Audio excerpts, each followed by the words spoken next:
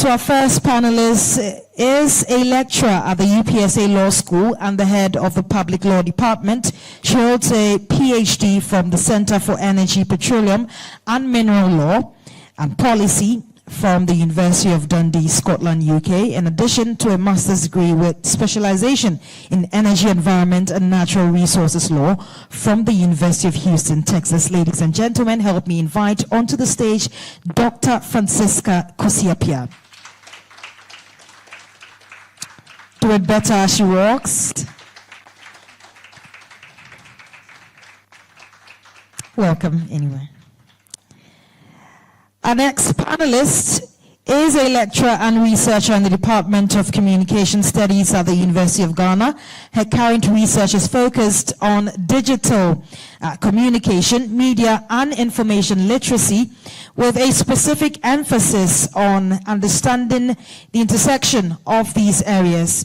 Now, this includes exploring issues related to access, competencies, and global disparities and trends. Dr. Ayisi holds an undergraduate degree in sociology from the University of Ghana, a master in arts in media and cultural studies, and a doctor of philosophy in cultural studies, both from the United Kingdom. Help me welcome Dr. Aurelia Ayisi.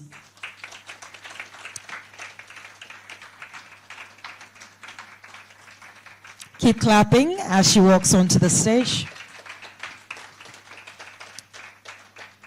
Our next panelist left a full-time job at Multimedia Group Limited, Joy FM, Ghana's first private commercial radio station, at the start of 2013 as a news editor to focus on law practice. He has since only hosted the flagship most listened to, and as a staff of TV3, I beg to differ, most listened to or watched weekend current affairs news analysis news file program. And as a broadcast journalist, he was also a BBC correspondent, reporting on a wide range of issues with emphasis on human rights cases. This explains his continuous commitment to contributing to discussions on such cases and other governance and administrative matters on the national media. Help me invite onto the stage Samson Lardy Ayenini Esquire. The Esquire is very important, just so you know, so let's keep doing it for him. My very big senior. My next panelist joined the NCCE in 2005. Wow. Initially serving at the Eastern Region office before being deployed to Fantiakwa District in 2007. He was transferred to the New Durban Municipal Office, and in 2009 he joined the Programs Department. There he has played a key role in youth activities and continues to lead the coordinating national projects. He is a director for programs at the National Commission for Civic Education, NCCE. Help me invite Dr. Imurana, Mohammed. Do it better for him. He's not our mate too, so please clap well. I think, okay, yeah. And then my final, I saved this for the last, very important to me, you know. Our final panelist, she is an acclaimed Ghanaian broadcast journalist and media figure who has attained significant achievements across Africa. Her groundbreaking hosting of the 2022 Global Citizen Concert in Accra and 2023 event in Paris raised over $2.4 billion for women's empowerment, climate action, and poverty eradication. In April 2004, she was invited to the Global Citizen Now event in New York to speak about her contribution towards women empowerment in her home country through the BU by Berla project, where she supports and mentors young women to enable them discover their purpose and full potential. This comes after she was officially named the first ever global citizen advocate from Ghana. Ladies and gentlemen, help me welcome onto the stage the broadcast journalist and founder for BU by Berla, Berla Mundi. Yes, I work with her, so I saved this for the last. Oh, do it better for her as she walks. Welcome. And finally, our moderator for today, he holds a Master of Arts in Communication Studies and a Bachelor of Arts in Political Science and Sociology, both from the University of Ghana, Legon. He's also a fellow of the Young African Leaders Initiative Yali Regional Leadership Center, RLC West Africa. He doubles as the managing director for Koforidua Clinic, a medical facility providing health services to the people of Koforidua and its surrounding towns. Ladies and gentlemen, help me invite the co-founder and president for Africa Chamber for Youth Development, John Appiah. I didn't want to mention the middle name, lest I fumble. I'll do it better for him. He'll be moderating this session for today. Thank you so much. You've done the work for me 100%. So my per diem I'm sharing with you. I'm far too kind, right? Please put your hands together for Judith. She's done a great job. Thank you so much. So you can just have a look at our panel members, distinguished by every standard. And today is about them and about you, not about me. So we'll try as much as possible to give more space to you as young people to engage directly with the panel. All right. But let's begin by first asking each of our panel members to give us their initial thoughts on the theme for the discussion. We're trying to look at how important it is for young people to be involved in the electoral decisions as we work towards empowering young people in Ghana. Most of them have been asking the questions today. Power Day my side. Me, I go ask the questions. All right. So let me pass the microphones around. Let me start closest to me, and then we'll go that way. Thank you. So just your initial thoughts and comments about the theme, empowering Ghana's youth, making informed electoral decisions for a brighter future. Thank you very much. First of all, let me congratulate you on the occasion of the National Youth Day. And secondly, zooming into the issue for our discussion today, which is the elections that are coming in December, and then the role of the youth. My initial thought actually is the fact that young persons in this country, and me also across the globe, form a chunk of the population that we have. In Ghana, according to our recent population census, the youth constitute more than 30% of our population. And democracy and elections are about participation and voices heard during what you call it decision-making and elections. So what I can say to you is that these elections are for you. You have to make it. We are also holding this election at a time that very difficult times. You know, globally there is a certain level of disenchantment with democratic forms of government, right? But the democracy has also proven to be the most durable form of government. And in our case, it is the only system that has sustained for more than 30 years. It is a system that gives citizens the voice. So what I can say is to call on you to really occupy the little spaces that can really enhance the credibility of our elections and also give you the chance to really voice what you have in the democratic process. Thank you. Excellent. Thank you so much, Dr. Imurana. Dr. Francisca, yes, please. Thank you very much. Good afternoon, ladies and gentlemen, and happy Youth Day. The theme chosen couldn't have been more apt, to be sincere, because if you look at, just like Doc is saying, when it comes to elections, it's all about the youth, truthfully speaking. And you look at the offenses being committed. Look, we are electing and voting people in power. But the offenses being committed are all done by the youth. So it's important that we have this discussion. The youth, you have to review your means of decision-making so that you make informed decisions. So congratulations for this particular theme. I think this was just wonderful. Thank you very much. Round of applause.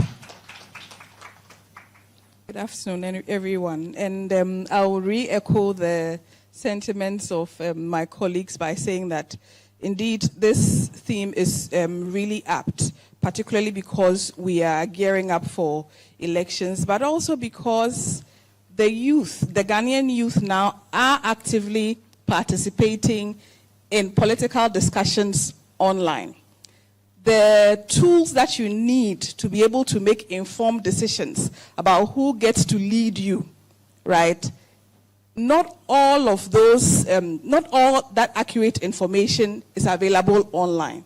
And so this forum then becomes an opportunity for you to be able to sift the wheat from the chaff so that you have credible information to be able to make that all-important decision that is ahead of us. Thank you. Thank you very much.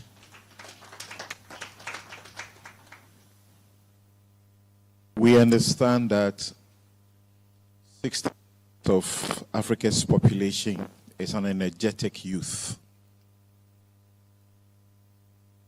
40% gold resources. You have it here in Africa.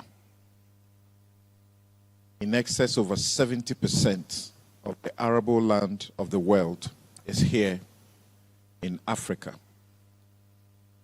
As much as over 65% of the world's chromium and platinum is here in Africa. Africa should not be a symbol of poverty. Ghana should not be a country that is unable to feed itself.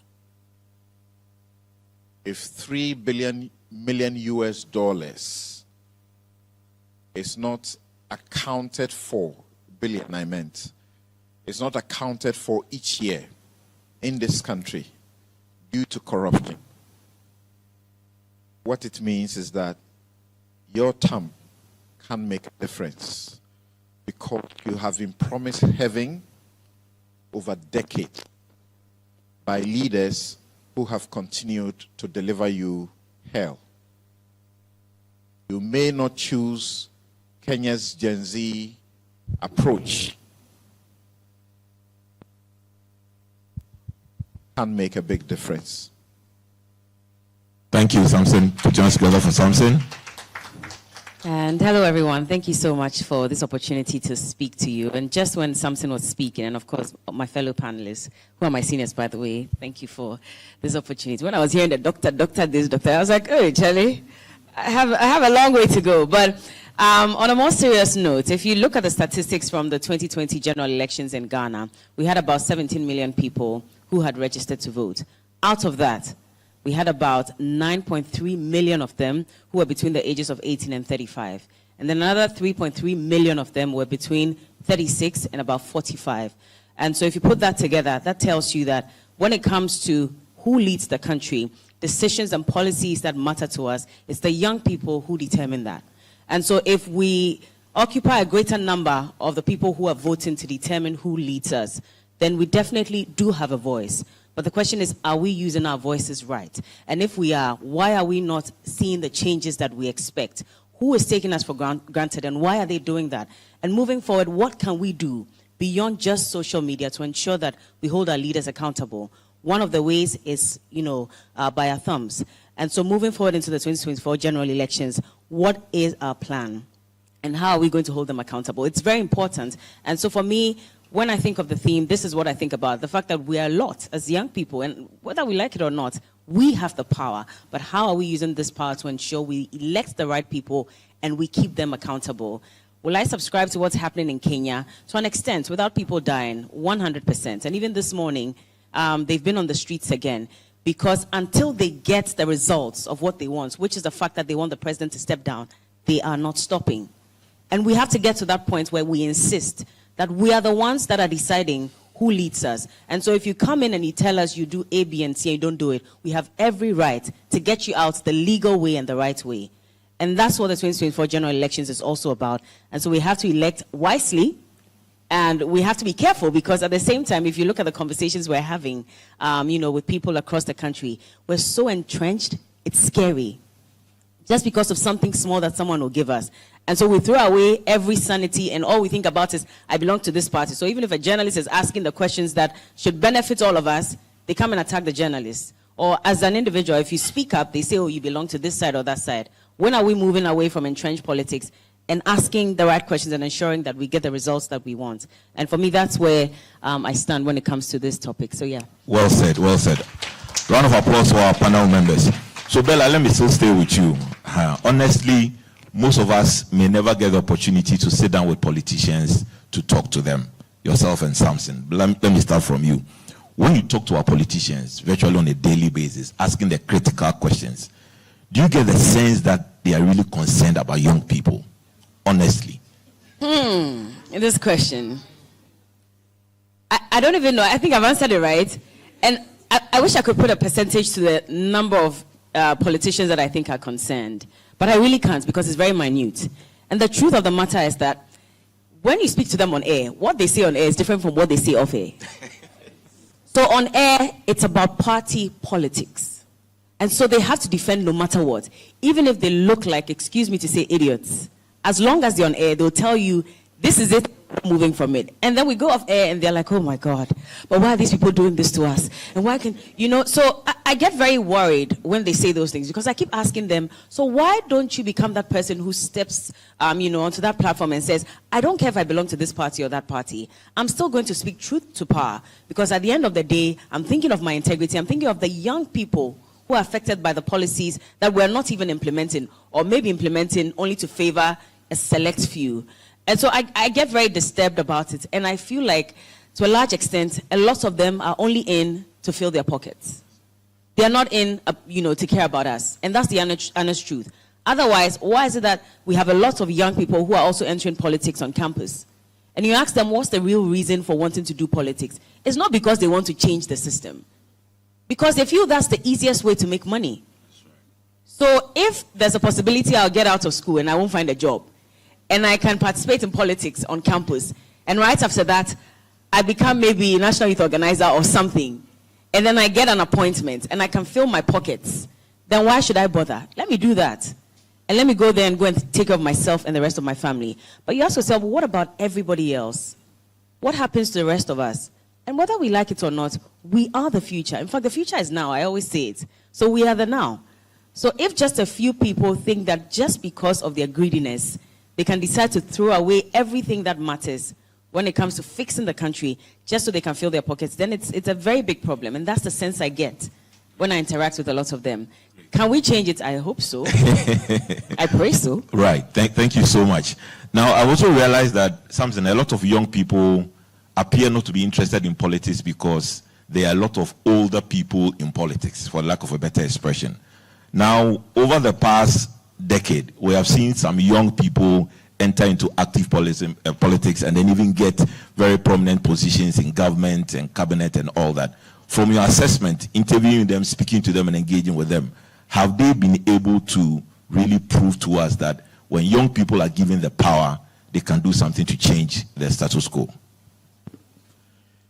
I have interacted and seen genuine politicians, except they're a very scarce commodity in the country. And I won't even go too far away. Recently, in the Parliament of Ghana, a very young politician who was heading a committee in charge of finance was removed by his own party. It was not because they were doing a reshuffle, because I know the inside story. It was because Kweku Kwating had become a stumbling block to tax waivers that the government was seeking for people, companies, most of them cronies, and most of them, the waivers were not for the benefit of the country. So he blocked it for a long time. The only way to get through and to pass them was to remove him from that committee. So they did. Now, he's in that party. He suffered because he's standing up for rights. There are a number of the young people in the leadership who are faced with this dilemma. What should I do? What should I do? Because There are certain steps that if they go against the grain, they would be evicted. They would be rendered homeless the next day.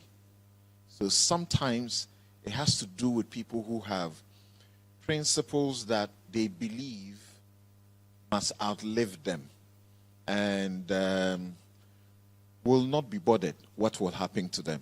So you've seen the likes of the Kojo Nkrumahs that you worked with and produced on the Super Morning Show. He said all the right things, and people just loved him. He got into office, and he had difficulties. And some of us had to criticize him, our friends, had to criticize him to a point where he would turn and say, who is the one criticizing me? My own people?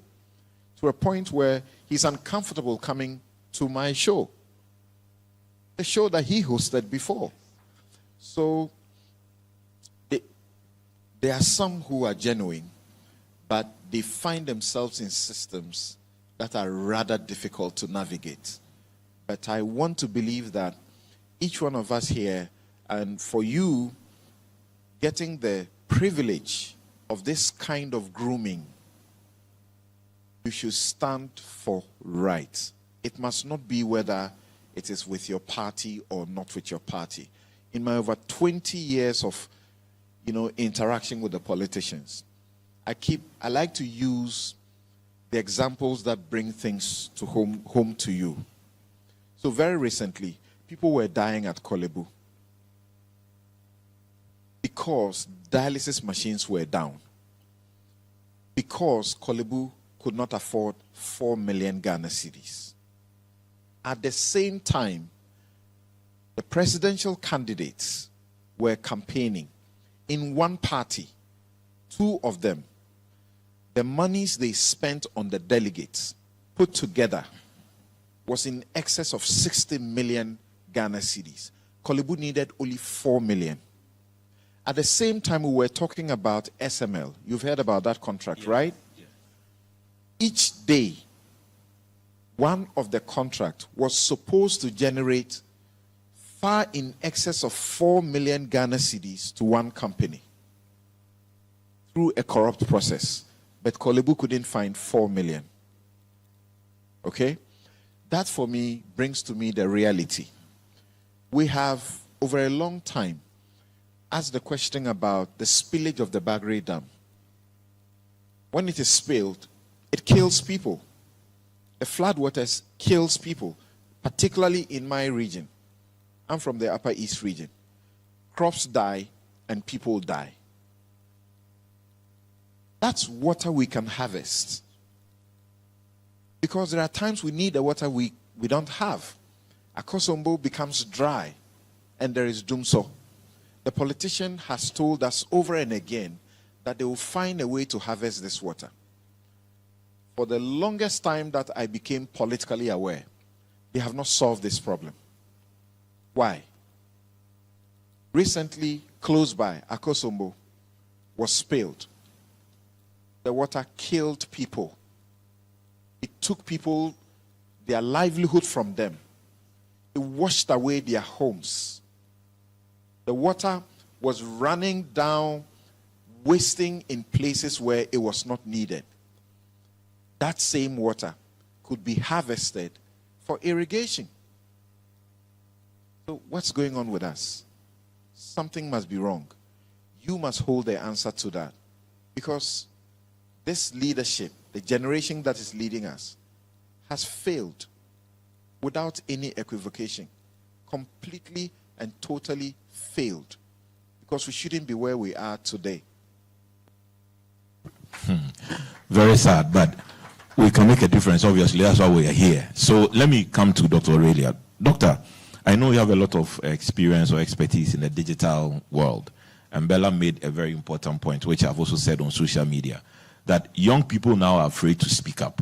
Because the moment you do, foot soldiers on social media will chew you alive and put you in a particular box, whether box A or box B. And because of that, a lot of young people who have very active thoughts, very powerful, influential, strategies that can help, are all keeping to their shells. can we ever deal with this food soldiers thing happening on social media? Can we ever deal with food soldiers on social media? The honest truth is that they will not go away. They are here to stay.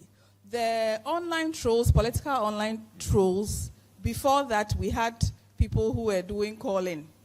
Serial callers, that's the name I was looking for, right? And propaganda. For me, I think it is part of the process, right?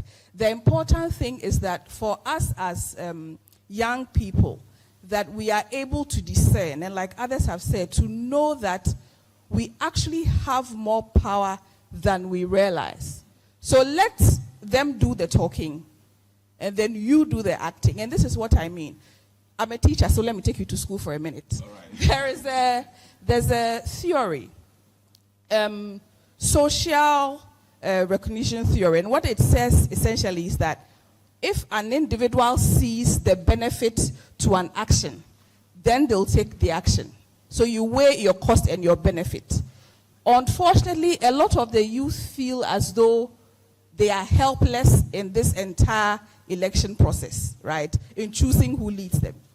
The good news here is that we've heard about the youthful nature of Ghana's population, just the nature of the statistics that we have. This has two very important implications. Number one, you are able to vote. There's a large block of voting, right, that rests with the youth.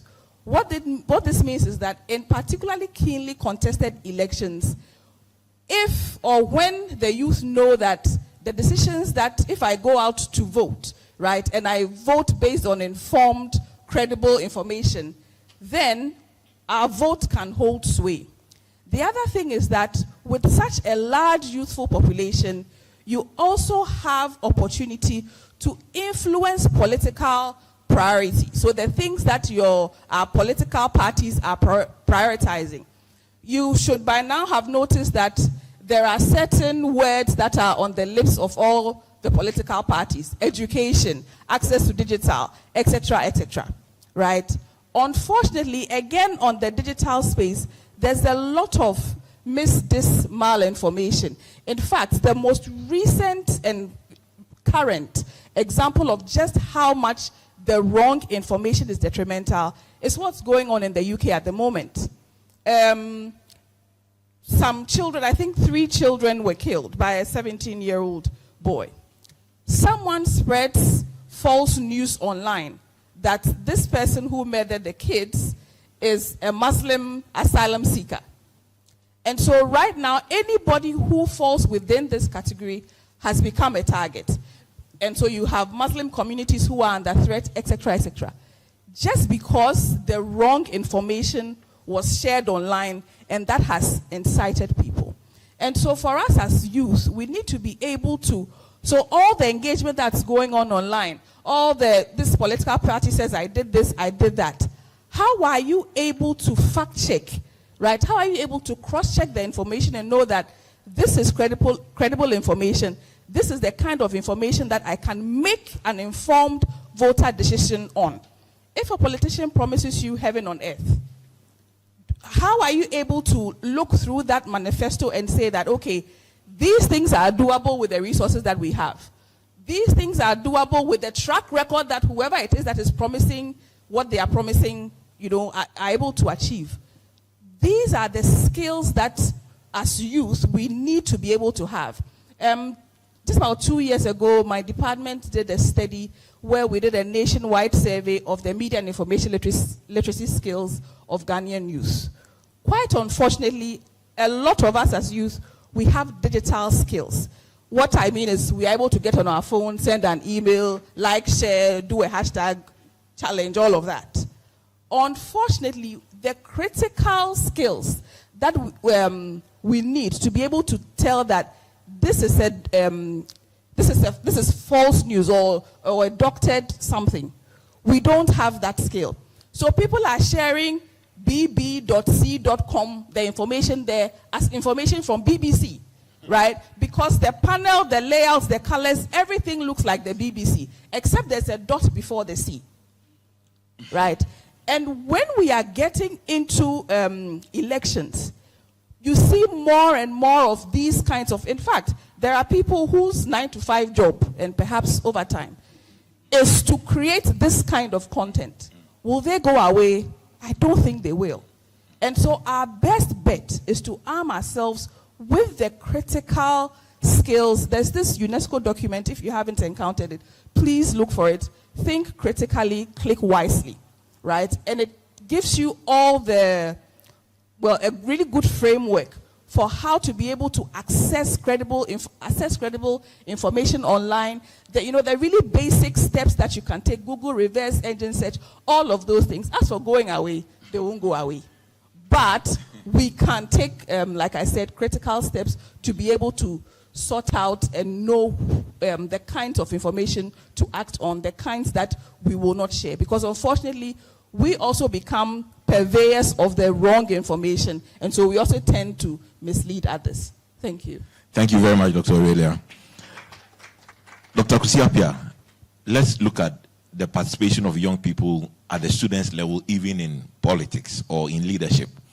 We've heard several times SRC presidents squandering money, doing all manner of things and all that. But it's a worry because these are young people who are in school, intellectuals, of course, and even if at that level, there's that level of corruption in them.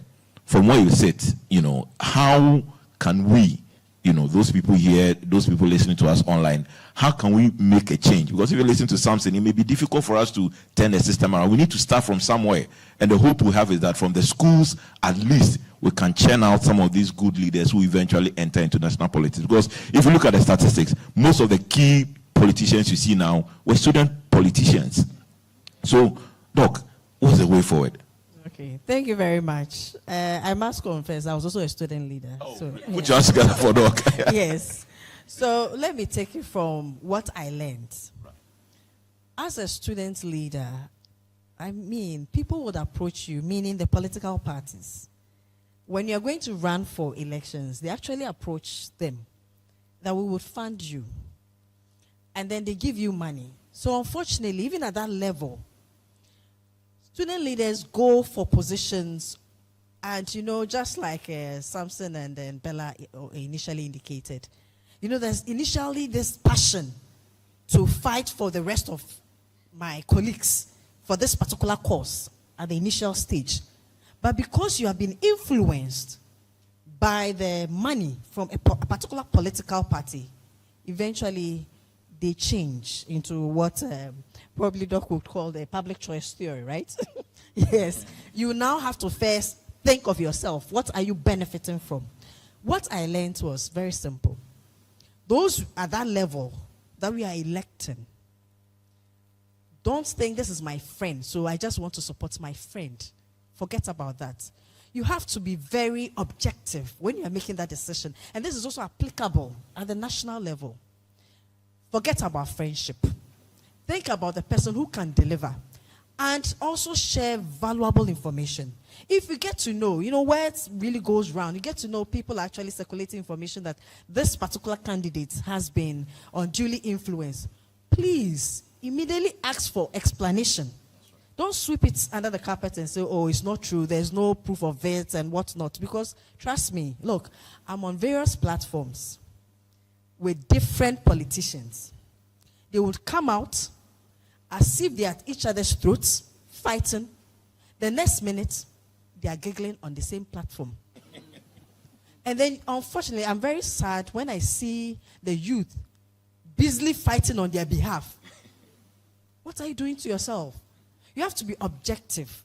So right from the student level, so there are certain measures as institutions we are trying to put in place, okay? Yes, I remember the days when we were told your certificate will not be given to you because probably you are suspected of squandering some money. Yes, that is the first stage. You would have to clear your account first. So as a president or somebody who holds any executive position, you would have to clear yourself first before you can graduate. You can go through the ceremony, but your certificate will not be given to you until you've cleared yourself. I want to connect this to the national level, what we can do. We have members of parliament. They are just like those we elect. This is the only country, I keep telling my students and whoever I encounter, this is the only country that when you elect parliamentarians, they go to parliament and tell, or when we are debating about laws, they're actually giving their opinions or their party opinion, and not what you, the constituency members, actually want. You have been told, we are the youth. On various platforms, don't worry who is trolling you, go with statistics. Right. Indicate, look, member of parliament for this particular constituency, do you know the number of people voting for you? 80% of them are the youth. This is our position. Our position is A, B, and C. So we just want to caution you that when you go in there, please present this position of ours. And I think that is how we should gradually be moving towards to the representative government, and not just in our constitution. We should ensure that whoever gets to parliament, you are telling the story of your constituency, of the youth. So I think there's more power. We should use it. Thank you. Thank you so much.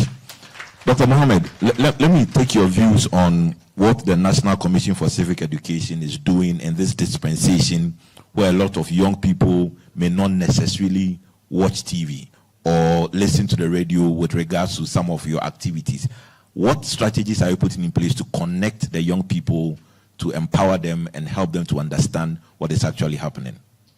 Thank you very much. For us as the National Commission for Civic Education, in fact, we've earmarked critical issues as far as these elections are concerned, which some of them have been highlighted here. The issue about misinformation and disinformation, money in politics, right? Religious and ethnic tolerance, and electoral violence. And we have multiple phases of our strategies. First of all, the political actors themselves. There is so much cynicism about politicians, but we can't do away with them. Within our constitutional arrangement, you have to stand for an election and win it. So we have platforms for interaction with political parties, which we call the Inter-Party Dialogue Committee's activities. We've held some meetings with them. And at the youth side, in addition to media that we use, in terms of face-to-face interaction, our district offices across the country create platforms for interaction with young persons, and we send a message that elections will come and go, but we have a country, to protect. And that brings us about the issue about also the youth, and then democracy. Democracy comes with certain tenets. And one of the critical things about it is participation. One, from two fronts. One is the election that you use your thumb to do. But beyond this, there is the substantive aspect of it, which I think the youth, you have to let your voice be heard in that aspect very critically. That is substantive participation in terms of holding leadership accountable. We are going into an election with greater portion, right, of voters being young persons. But what is your manifesto? The constitutional arrangement says you should be 40 years before you become the president of Ghana. The demographics, as of 1992, is different from today. So what is your voice there? What is the agenda that you are setting for yourselves? And therefore, it should feed into political party manifesto. I think these are things that you should think through critically. Then we're talking about how $1 million was found under someone's bed. And are we asking questions that how can a government official have this much money? And even that we're being told is even understated.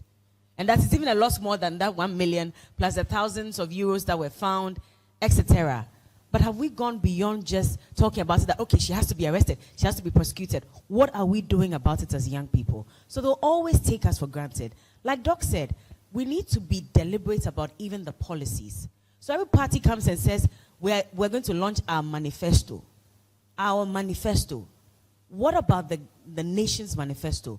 What about what really matters to us? And how are we also contributing to that? They'll tell you, oh, we've gone round, we've heard from people. Did they come to you?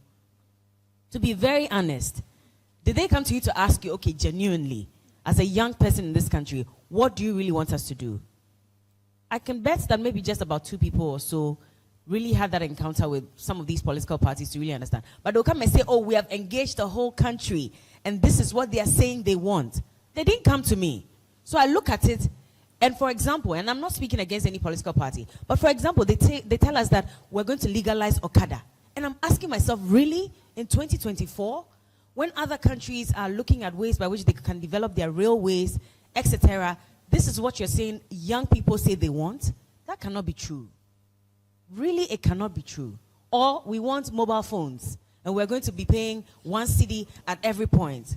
Did they ask us if that's really what we want? Because honestly, if I've completed university and I don't have a job, and I've been home for 7 years, you honestly think if you come to me and ask me what I want, the first thing I'll tell you is, I want a mobile phone so I can pay 1 cedi every day or every month or every week. I won't say that. I want a job so I can take care of myself and my family. So eventually when I'm ready to own, a smartphone, I can walk into a shop and buy it with the money that I've worked so hard to earn. But they don't really care about us. So how are we also making sure that now when they come out and say we want our manifesto to be launched, or we're going to launch our manifesto, we ask them, what about the nation's manifesto? What about the continuity? Because we've had a lot of national development plans.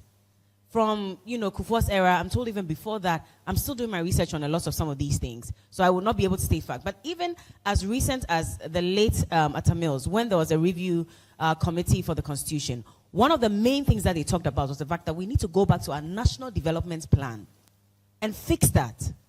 That has gathered dust. It's still gathering dust. And now we're being told that there's a new manifesto that's coming out.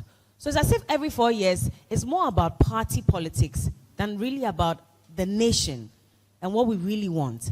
And again, as young people, I'll go back to it. So when we also join some of these parties, because you cannot stop anybody from joining one party or the other, freedom of association, sometimes you get lost in the whole party politics. But how do you insist that I'm speaking to young people, this is what they want. We cannot accept that this is what you constantly do to us every time you come into power. We cannot take it.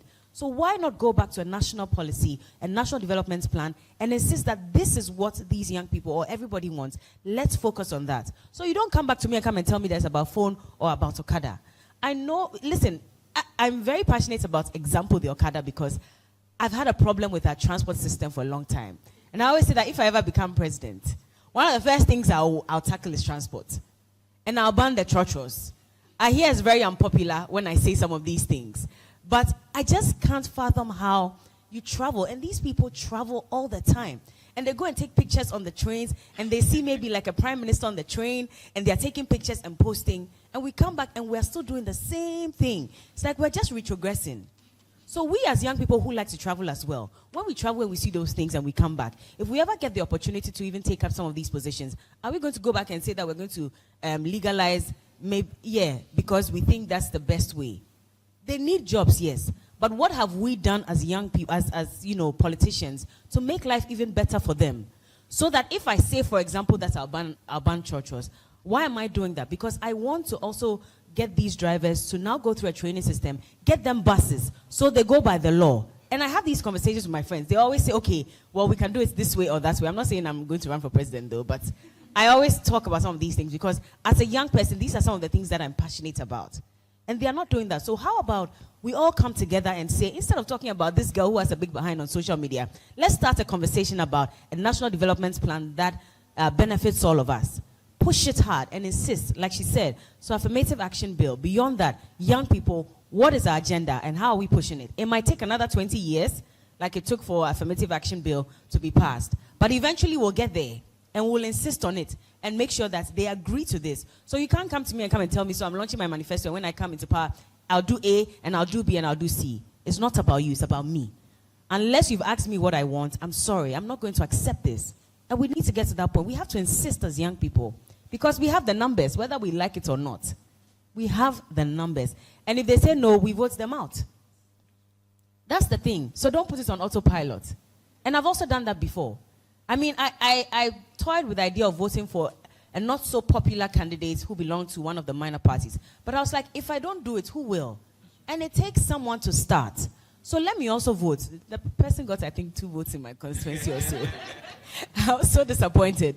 But I was like, at least I was one of those few people who made an attempt to get someone that I thought was different to come and try and rule us. And I'm thinking along those lines now, because I'm asking myself, we've tried NDC, we've tried MPP over 30 years. We are still complaining. And yes, we are saying, oh, this one is a lesser evil, so maybe let's go for this. Or this one says, let me continue. I don't want to do politics here because I might say a few, so let me go and vote for that person. But how about the other people who are coming as well? Have you taken your time to look at what they are also preaching against or for? And do you think that really they have a chance? If they do, why are you saying because I think my vote will be wasted because I'm the only one who votes, so I won't vote for that person? You let me go and give it to this person like that. Then we are also enabling, the wrong that's going on. So let's try, as young people, let's try. It's not easy, but some of us are making an effort. And unfortunately, we're being tagged, whether we like it or not. Every week, I'm either NDC or MPP, depending on the questions I ask. Every week. So we've been asking such tough questions. Now the MPP does not come on our platform anymore, on the morning show on TV3. And they're claiming that we are biased. But over time, we've just asked them the very hard questions that they don't want us to ask. And so because of that, I always say that even, especially in the last month, they've really, really been saved from some of the scandals that have come up. Because if they came on the show, the questions we'll ask them, I'm sure it will end up in a fight on the platform. Because they don't want to speak to those matters. And they'll tell you, no matter what, we've done everything. Now, we have the NDC, we have Butterfly Movement, we have, other parties who are coming on. Now, when you're asking the questions and you ask the NDC, and the NDC is saying, oh, but these people didn't do it, we stopped here, and they should have continued. And you ask them that, okay, but you also made a mistake. When you also procure these ambulances, why did nobody from the Ministry of Health even check to make sure that the ambulances that were coming were fit for purpose before bringing it? Then you go on social media and you see an avalanche of messages. Yeah, you're trying to please the MPP, and you're doing this. And I wonder, so as young people, can we not ask these questions? Because they've taken us all for granted. So if we don't ask the questions for you to be well informed, how do you make that decision that this person is bad, and I must vote for this person? It's a very dicey situation. But again, I would say social media is important. Let's really channel our energies into what really matters and take it onto the ground. And when you go for demonstrations, it's not about going to dance and taking selfies. That's also another problem. I'm sorry, but we have to talk about some of these uncomfortable things. Because we are serious. We're trying to talk about how you should change something. And then these old people will come back again and say, look at them, they're even dancing on the streets. What shows that they're even worried about what's going on? And they say it all the time, maybe not to you directly, but when they come to the studios, they make fun of some of these things. So please, let's try our best. At least we're in this room, we can start something. And then, of course, we'll have other people join as well. Thank you. And thank you very much. I just have to run away, unfortunately. I know maybe someone would have wanted to ask me a question, but I need to run. Okay. So please forgive me. But thank you all so much for allowing me to join this panel to also share my thoughts. All right. Thank you. A big round of applause for Berla. Thank you so much for joining us for the discussion. We will now come to our audiences. If you have issues and matters, you can raise up your hands. We'll bring the microphone to you. And then, yes, thank you so much. Okay. Thank you, dear panelists, for the knowledge you have shared. So we young people live in the dispensation where there's demonetization of politics. Yes, my question is, how do we handle the issue of vote buying from our side? I mean, times are hard. So how do we say no to the envelope that is being given to us? Closely related to that question is, based on what metrics or indicators do we critically assess the feasibility or potential impact of the candidates' policy proposals? Based on what metrics or indicators do we do that? Thank you. So I think we'll take about 3 of them. Please take note of it, and then we can respond to it. Thank you. Okay, this question goes to Samson. Please, I want to ask if, when you were reading the Constitution Review report concerning our government, does it provide provision for coalition governments like how it's happening in South Africa now, where a party couldn't get a majority, to which you have to call all other political parties to do an inclusive government so that it will help the people, because our system is a winner takes all and it is not favoring us. projects being abandoned left, right, center. Thank you. Great. Yes. All right. Thank you. So my question has to do with, and I want to direct it to Dr. Imurana.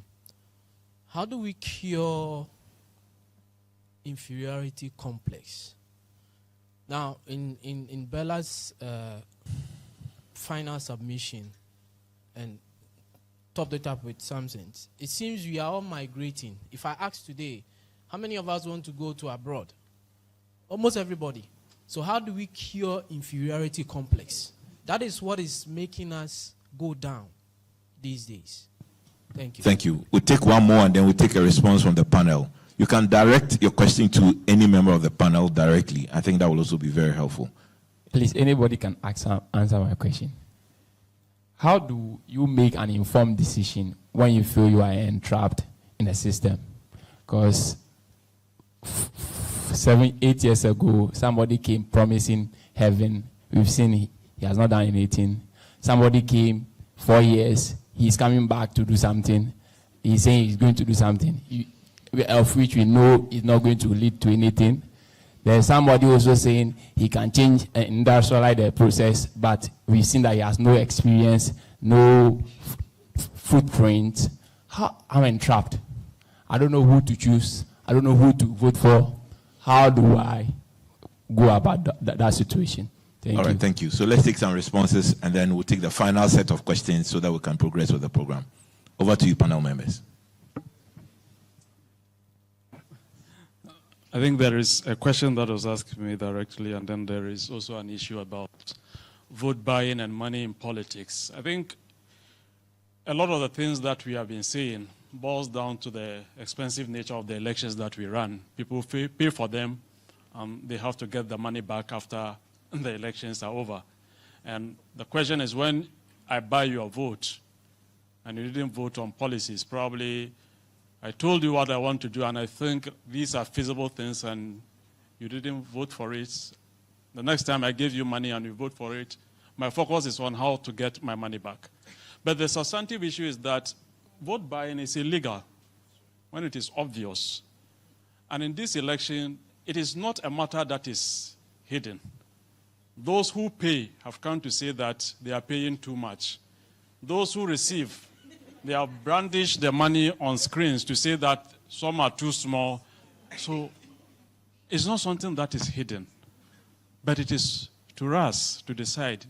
And then there are the subtle ones that the fellow brings them as gifts with their poster on it. Well, Ghana, part of our culture, you don't reject gifts. There are gifts. But when it is obvious that people are using money to induce your choices, that is when you have to be wary, right? Times are hard. Yes, times are hard. But I do the analogy of the vote buying to somebody who goes to the hospital and then they diagnose you of malaria. And instead of you to take the, when we were young, they call it the liver queen. Very bitter. Sometimes they ask us to chew it. Yes, you have to take that one in order to be fully cured. And you decide that you are going to take paracetamol. That is how, when you sell your vote, you take the money and then you use it to address your short-term, problems. And it goes to compound the long-term actions that could be taken to get you off the situation you are uncomfortable today. So that is it. You talk about politicians, they also talk about us. When they wake up in the morning, we are in the corridors of power. Parliament, when you go there, you see people, they are not submitting memoranda for parliamentarians to consider. They are there to wait for the parliamentarian to come out, to give them their lorry fare back to their hometowns, and so on and so forth. And I reinforce the fact that we are very fortunate to have people like you. You will not do that. But the reality of the ground is that you have to cascade the ideas that you have, the aspirations that we have as young persons, be honest, to cause change in our communities. Right? So my take on vote buying, actually, in the previous primaries that were held, there are, I think, issues before the special prosecutor. When it is obvious it is illegal, you can be arrested, you can be prosecuted. If it is subtle and you take it and it actually influences you, know that you are taking paracetamol, that cannot cure your malaria. It will only give you a relief for the headache. And you are going to pay in multiple folds the money that you have taken. Then the second point about inferiority complex related to brain drain. You know, it's a saying that nobody can let you feel inferior without your consent. Right? It is us. Samson has spoken about his position. He's being called, you know, come. People here, you know, the temptation is very high. But you have difficult choices. I have never seen a country which has been built from the outside. If you want to build, there are choices that we have to make. And you shouldn't just be docile. The thing about those of us educated ones are that we are somehow comfortable. We don't dirty our hands. If I'm here and we are suffering, things are not going on well, our voices should be heard. And the brain drain question is also complex. You know, in the literature of brain drain, just to sound a bit academic too, there is a thing about brain circulation. Most of the breakthrough that we've also made, even in the health sector, are also from people who went outside, but they came back. So it is not bad going back. But it is bad when you go because you feel inferior and the system is collapsed and there is nothing that can be done about it. Out of desperation, you say, bye-bye, I'm not coming back. That is unfortunate. We can't build our country from outside. And there are instances. So that is why we talk about the conversation. Today they call it the fourth or the fifth industrial revolution or what. And the young persons are in the forefront of it. Right? You and I, you use the technology, right, to reset the sort of hegemonies that we have. We used to have the traditional media, and today we have social media, which has become somehow extremely powerful, right? Young persons today don't sit before the TV at 7 p.m. to watch the news. Do you?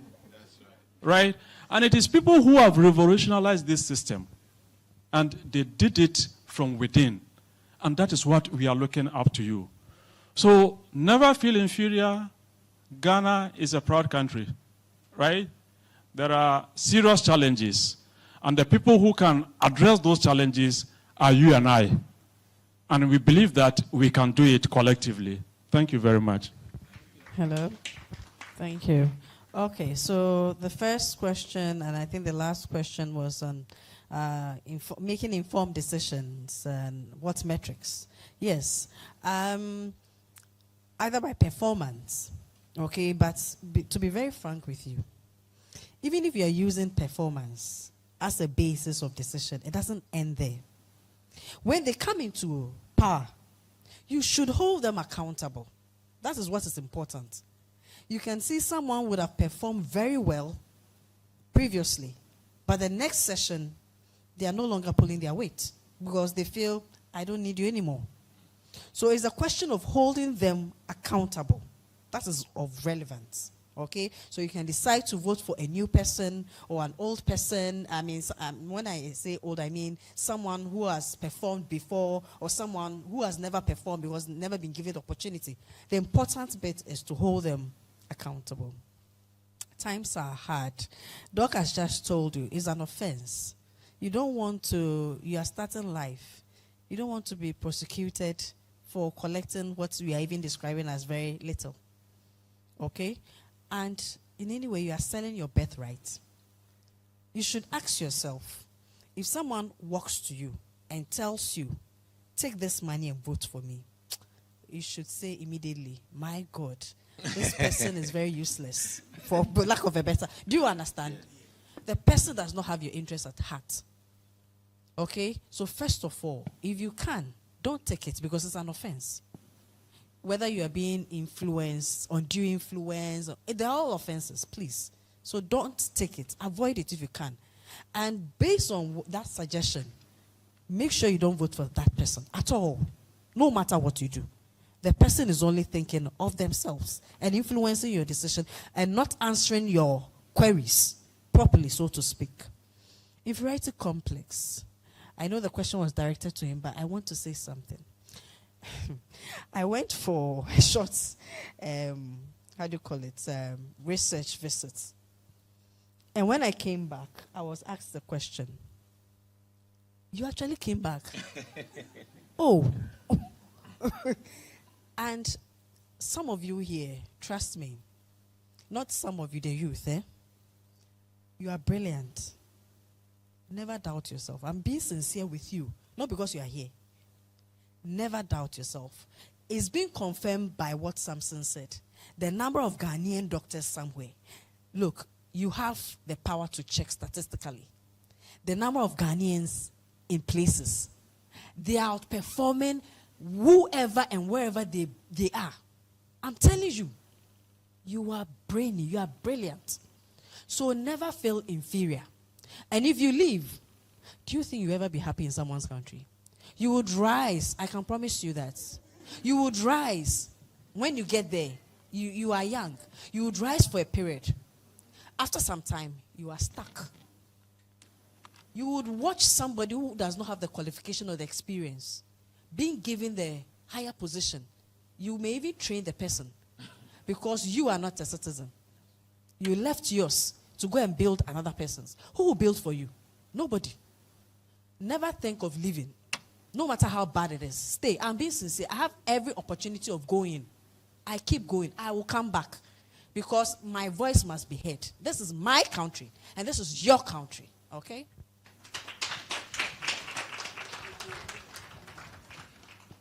So I think the second question was about a place where information is available. As to, I wasn't quite sure whether statistical information about how to, make decisions. But like Doc said, a person's track record is always a good indication, what they did in the past. But then, as we've said, accountability. It is not a one-time thing that you do and leave. It's a continuum. What that means is that at every point in time, you are checking to see that what political parties or governments have promised you, they are actually delivering on it. But I will signal you to two of what I think are some really good institutions or organizations where you can get sometimes, you can get reports. Some of them are biannual, some of them once in 2 years. So Mo Ibrahim has an index, right, where it measures the performance of government along various indicators. So along good governance, along freedom of speech, rule of law, etc., etc. There's also the World Bank indicators as well, right, where you are able to see over a certain year period whether Ghana is doing well, Ghana is not doing well. We've heard of instances where there's violence against or brutalities against journalists, right?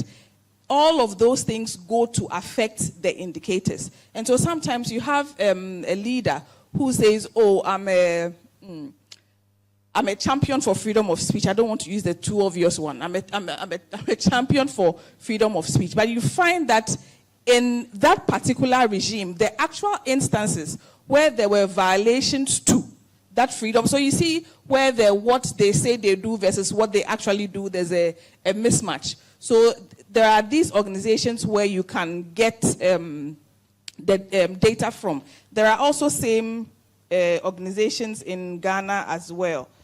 I will conclude with perhaps how do we make informed decisions, right? As I've said, our information literacy levels need to improve. How do we improve them? As an educator, one of the things that I've realized is that we don't enjoy reading, or we do not like to read, right? One of the best ways that you can make informed decisions is to read and to read widely. We've here talked about, at least Samson has mentioned more than once, the Constitution of Ghana. How many of us have read it, right? So that if we don't even know our rights as Ghanaians, I'm not saying that read it from back, cover to cover, right? But if we have not read it before, we don't know what it says. What basis then do we have even to be able to hold our governments or our institutions accountable? So I will encourage us to read material. And then also, I like to say that political parties or governments, they are not, quote unquote, jollof rice. They can't make everybody happy. Sometimes my students get overwhelmed by, well, there's these so many things, how do I plug myself in? For each and every one of us, there are things that we hold dear. There are things that are values for us, right? And so what I will ask you is that on that trajectory of making an informed decision, ask yourself, what are the things that you hold dear? What are the things that are important to you, right? And then look at the various political parties or whoever is vying for your vote or your attention. How much attention do they give to that? Not just in word, but particularly in their track record, right? And then that helps you, at least that brings you one step closer to be able to make an informed decision about who or what to vote for. Thank you. Thank you. All right, so I'm minded about the fact that we need to give you the opportunity to ask as many questions as possible. I'm going to say something briefly about only two of the questions, the one directly to me and the other one concerning law, which almost everybody here knows what the laws are. We have a law that is called the Representation of the People Law. The Representation of the People Law in sections 32 to 35, 36, thereabouts, criminalize taking money to vote or taking money so that you don't vote for somebody else. You know, it is also done that way. It calls them various offenses, calls them personation. Those are the electoral offenses. Personation. You are not the one you say you are. Don't do them. They are offenses. Treating. That's not the opportunity to get money to do what you want to do. So don't take the money in the first place. And the treating actually includes being brought together so that you are prevented from going to vote for somebody else because the person, in the name of feeding you and taking care of you, is hosting a party for you. But the intention is to stop you from voting for somebody else, and then you get fed, you take drinks. The law names them, drink, meat. Okay? If he's doing that to influence you to vote for somebody else or so that you refrain from voting for somebody else, it's also an offense. Bribery. Bribery is what it is. Okay? Yes, it calls them offenses. And you could go to jail for 2 years. You could pay a fine, and in addition to that, you could go to jail for 2 years. But guess what? It doesn't end there. Once you are found guilty of any of those election offenses, you would automatically lose the right to be registered to vote or to be voted for 5 years. Okay? So it spoils your record. Don't do it at all.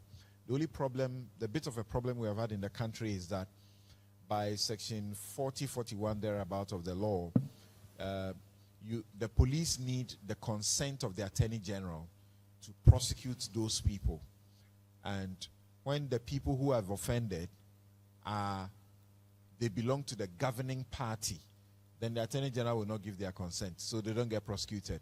So special prosecutor now tries to come in to prosecute you for the corruption of that offense, but not that specific offense, so to speak.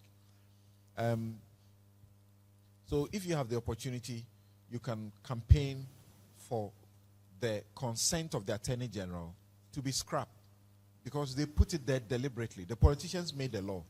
They put it there deliberately so that you don't prosecute the people. That's why it's there. It's needless. If the police are prosecuting all other offenses without the need for a consent? Why is it that the electoral offenses alone, you say they must come for your consent before they prosecute them? Then you ask the question about the constitution review, whether we are looking at a situation where political parties can coalesce to form a government. In our system, it is what it is. It hasn't changed. And that proposal also didn't come up in the last, constitution process.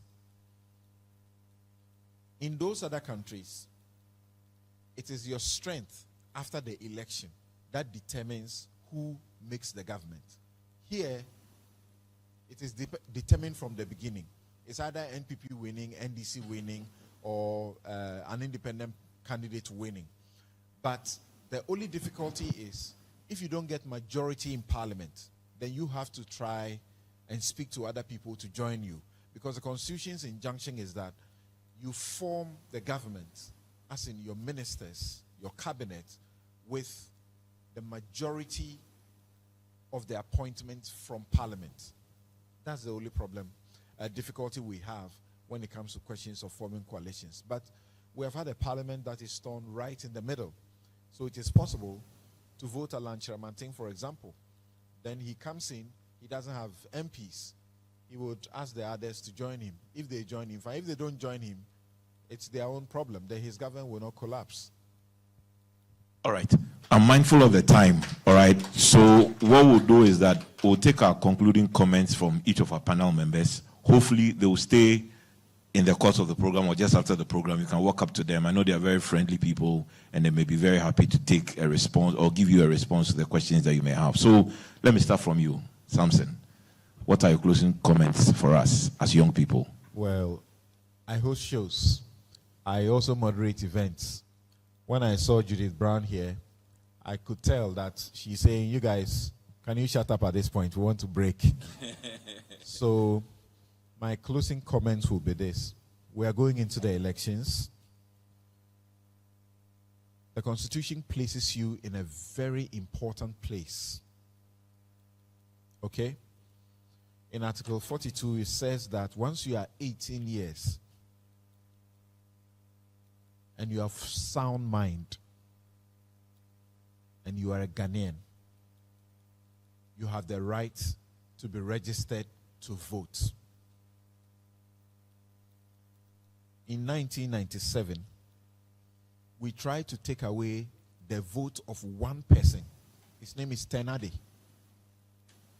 One person. He was going to lose the opportunity to vote because he had not been registered. He went to the Supreme Court. The court said, you dare not disqualify him.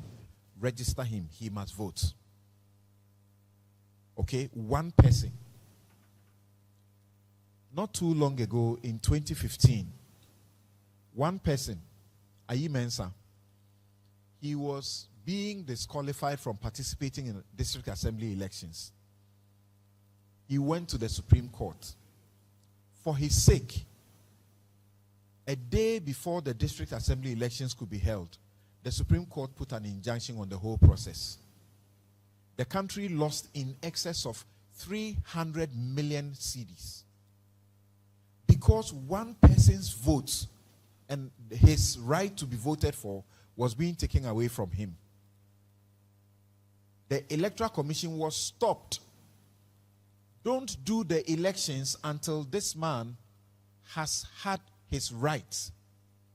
Over 3 million Ghana cedis was lost because all the ballots had been printed, everything had been done, they had sent them to everywhere that had to be done. The court said, because of the one man, unless he has got the opportunity legally, stop. In 2017, was it? Or before that? 2010, actually, earlier. Prisoners convicted to Insawam. The Supreme Court said they are finding themselves in jail. Does not disqualify them. Their right to vote We call it inalienable rights. It is not a right given to you by the Constitution. It's not a right given to you by anybody, not the government. You have that right because it is your birthright as a human being. I went to court on behalf of some Ghanaians abroad. Because in 2006, we passed a law that said they should be registered wherever they are so that they vote from wherever they are. That law has not been implemented. The court said you can't take away their vote. Some Ghanaians say, but that is too expensive. I'm like, really? Do you know Niger? Do you know the population of Niger? Nigerians who live in Ghana, they vote from Ghana in their elections. You can't be proud of yourself as a country, Ghana, and you say that's too expensive to do. Meanwhile, Ghanaians who live abroad, 2 occasions, their contributions to the country was far in excess of what we had mobilized internally as tax money. My point is simple. Your right to vote is your birthright. Don't let anybody cheapen it or take it away from you. Don't you also cheapen it yourself by simply voting because somebody says you should go and vote for this person and you have no reason to vote for them. You have the right to determine the course of this country. Please exercise that right. Thank you. Thank you very much. Let's take Dr. Aurelia's closing comments. I will end by saying that what enhances our right to vote, like Samson has said, is our access to credible information. And a classic example of this was the Brexit referendum in 2016. British people voted, according to political analysts, to leave the EU based on some propaganda that indicated that the government was sending some 350 million pounds out of the country when that money could have been used for their NHS. British citizens says, well, why don't we have money for our NHS, but other people are getting that money? Based off of that, people made a decision to vote to leave. What information or what is the credibility of the information that you have on which you are going to make your decision to vote? There are lots of fact-checking sites that are available to us. I imagine that all of us in this room are on WhatsApp. One of those websites is Dubawa, Ghana. Dubawa is a fact-checking organization. I am on their WhatsApp channel. And I guarantee you, within a week, they would have debunked at least 10 false news items. This presidential candidate said this, that one said that, etc., etc. You may think that you are armed with information, but the question is, are you armed with the right information? Because armed with the wrong kind of information, you may take the wrong decision. In addition to Dubawa as well, there's Fact Check Ghana also doing similar or same work. And then there are also international fact-checking organizations. But I have noticed that Dubawa and Fact Check Ghana, at least in the past couple of months, have been very active. At least 2-3 times a day, they are debunking political statements that politicians have made, so that if you are plugged into such a space, you know, or you are able to see that, okay, this news item that I saw online, this one is true, this one isn't, or this one is half truth. It is very important that the information that we are making our decisions on is credible information, so that we can make the right decisions. Thank you. Thank you so much. Round of applause. Dr. Francisca Kusi-Appiah. Yes, do not sell your birthrights, but to enforce your rights, please. I know the EC is going to open, the register, go confirm that indeed you are there, so that you can exercise that particular right. And note, it doesn't end there. no matter who you elect or vote for, hold your elected leaders accountable. Ensure that collectively you have a well-defined agenda or plan that the elected leaders would have to fall in line or follow. That is what is going to help. And always remember, look, there's this wonderful joke, had a comedy going on, power to the people. Right, yes. You have the power. So I would always say power to you people. All right. Thank you, Dr. Kusi-Appiah. Let's take our final comments from Dr. Imurana Mohammed. Thank you very much. I think a lot has been said already. The final words that I will use to conclude is to remind you that we are holding these elections in December at times that there are so much strains on tenets of democracy. Our ability to respect the rule of law and report cases to police, all are constrained by difficulties. But in the face of that, let us remember it is our collective resolve to uphold and defend our country, Ghana, that can lead us out of the quagmire, if I may call it so, that we find ourselves today. So let's go and vote peacefully. And National Commission for Civic Education, our theme for this year is that together we can build Ghana, so get involved. Together we can build Ghana, so the youth of Ghana get involved. Thank you very much. A big round of applause for our panel members. They've been very helpful, contributed significantly to the discourse. And please put your hands together for yourselves. You've been wonderful audiences, and we are happy we were able to engage with you. Thank you very much.